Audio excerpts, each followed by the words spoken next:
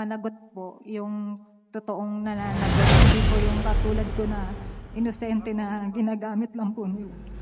Yung totoong trabaho ko po doon is sa gate pass lang po. Nag-i-issue lang po ako ng gate pass sa may main gate. So the question, Ms. Paterna, ikaw ba handang pumirma ng waiver? Binibigyan mo ng karapatan ang Quadcom. Ganito po. Yes or no? Yes, Your Honor. Yes, Your Honor. The first Depensa ka contract. pa eh. Thank you, Your Honor. Yun ang katotohanan. Bakit nandito si Atty. Medina? Dahil binanggit ni Miss Ronaldin yung pangalan niya. Miss Paterna, narinig mo yung sinabi ni Congressman Abante.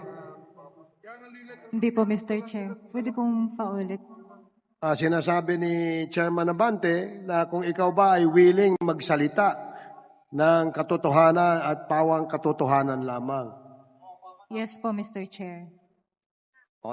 Mr. Chair. Okay, so why don't you spill out the beans now? Sabihin mo na talaga ang katotohanan ngayon para mapag-usapan namin yung motion sa'yo. Ay yung reconsideration. Pakisabi na sa amin ngayon. You can now relate that story now. Mr. Chair, good afternoon po. Hindi ko po talaga totoong trabaho yung corporate secretary. Yung totoong trabaho ko po doon is sa gate pass lang po. Nag-i-issue lang po ako ng gate pass sa may main gate. Meron kang bank account, di ba? Meron po. Meron kang bank account. Meron ka rin cheque. Meron kang po. cheque. You're under oath, ha? Tandaan mo, ha? Meron kang cheque. Ilang Meron po. cheque na na-issue mo mula na maging corporate secretary ka? Hindi ko na po matandaan. Marami ka na na-issue ng mga cheque. Yes po. Di ba? Yes Ano ang po. pinakamalaking in-issue mong cheque? Pinakamalaking in-issue mong cheque, how much? Nasa 500,000, Mr. 500,000. Yes. And your salary is only 17,000. At na-increase ka, dumating yun sa 23,000. Am I right? Yes po. How can you issue a 500,000 pesos sa isang cheque lamang, correct? Di ba? Isa pa lamang. Ilang cheque ang issue mo ng 500,000? Iba-iba po kasi, Mr. Marami Chair. kang in-issue ng 500,000. Am I correct? Yes Di ba? po. Yes po. At saan mo kinuha ang perang yon? Bakit ka nagkaroon ng ganun kalaking pera? Samantalang sumasweldo ka lamang ng 23,000. Ginamit ka ng mga Chinese to issue these checks, right? Yes po, Mr. Chair. At sino? Yung Chinese na yon? Si Miss Cassandra Ong po. Si Cassandra Ong. Yes Ayan. po, Mr. Chair. So si Cassandra Ong na ngayon ay nagtatago na hindi natin malaman kung nasaan, and even her property, no, Mr. Chairman, yung property niya dito sa Porac, may problema tayo sa PNP dahil yung kanyang freeze order sa kanyang bahay, wala pong freeze order. As a matter of fact, si Cassandra Ong can still use her property. Kahit alam natin, nagaling yun sa Pogo. And that's the reason why the issuance of contempt is just right and proper for her. May I know from Ms. Paterna, are you willing to execute a waiver of bank secrecy law?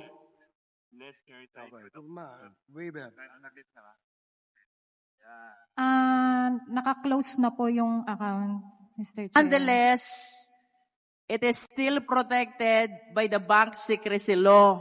So the question, Ms. Paterna, ikaw ba handang pumirma ng waiver? Binibigyan mo ng karapatan ang Quadcom na makita lahat ng bank transactions mo. It is answerable by yes or no only. Yes po, Mr. Chair. And as a follow-up question, Ms. Paterna, ano po ba ang mga bangko ninyo? China Bank po. China Bank, what branch? Angeles, Mr. Chair. What else? Yan lang po, Mr. Chair. One bank only? Yes po, sa akin, Mr. Chair. It's quite hard to believe, Ms. Baterna. Yes po, Kung Mr. ikaw Chair. magwe-waive, make sure you waive all bank accounts. Yes po, Mr. Chair. Wala ka na ibang bank account? Dati po meron AUB, pero nilipat ko na po kasi sa China Bank, Mr. Chair. Sige. Chairman Dan Fernandez. Miss Ronaldin Baterna, alam mo, sa totoo lang, talagang gustong-gusto ka namin tulungan. As a matter of fact, kung tatanungin mo, kasi single mom ka, gusto na namin sana makauwi ka na ngayon. unfortunately, yung mga ebidensya that na nakuha namin leads to the fact that nakapag-issue ka ng mga cheque at si Cassandra Ong nagpadala sa iyo ng malalaking pera. If I may, no, if I may ask you, no, yung Whirlwind Corporation, nagpadala rin sa iyo ng malalaking pera doon sa checking account mo. Kasi po, Mr. Chair, meron po akong sarili, yung savings ko po. Aside po sa savings account na personal ko, meron po akong checking account na parang pina-open lang po para lalagyan po nila ng pera. So, ibig mo sabihin, ikaw nag-open ng checking account, pero hindi ikaw may hawak ng checking account. So, in other words, sila nakakakuha, sila nagwi-withdraw. Yes po, Mr. Chair. Pinapapirma lang po nila sa akin. So, in other words, Mr. Chairman, talagang ginamit siya ng mga Chinese personalities at sila po talaga yung ginagamit. Not only as a incorporator, but as a window for the issuance of checks. And at the same time, yung exit and entry ng mga pera, nagagamit po yung ating pong mga kapwa Pilipino. We sympathize with you, Ronaldin. Managot po yung totoong nananagot. Hindi po yung katulad ko na inosente na ginagamit lang po nila. Ronaldin, kasi ako, naniniwala kami na yung NFC Mirales and Partners, we invited them over. Kasi sinabi mo na sila ang kumontak sa'yo, di ba? Attorney Abby po. Attorney? Abby po yung pakilala po sa akin, Mr. Chair. And as a matter of fact, Mr. Chairman, yun po yung inimbitahan natin ngayon sa hearing na to. Pero hindi po siya dumating.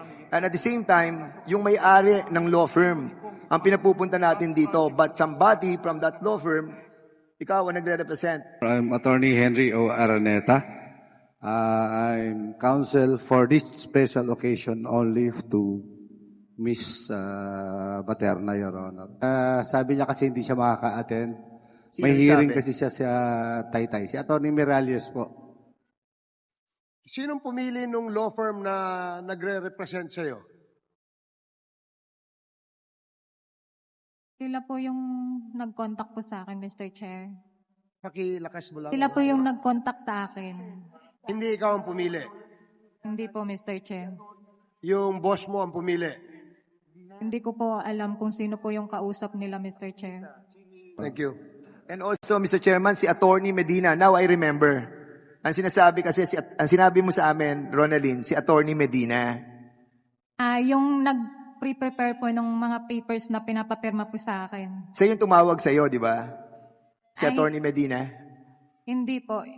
Si Attorney Medina po is parang lawyer ng company kung saan ko po pinipirmahan. Can you kindly remove your para makita namin maganda mo mukha? Ayan, oh. So, huwag ka na maya at alam naman namin na nagamit ka lang. So, Attorney Medina yung nasabi mo noong nakaraang hearing. Yes po. Kung saan po ako nagsasign ng mga papers from Lucky South. But hindi siya kasama dun sa NFC. Hindi po siya kasama, Mr. Chair. Ang tanong ganito, anong relasyon nyo, Attorney Medina, with this attorney? Ano pong relasyon ninyo? Do you belong to the same law office? No, Your Honor. Hindi. Hindi, Your Honor. Pero kayo, ang law office ni Cassandra. Your Honor, for the record po, yung si Miss Cassandra Lee Ong, ang kanya pong nire-represent sa amin, yung Whirlwind Corporation. Ngayon po, Whirlwind.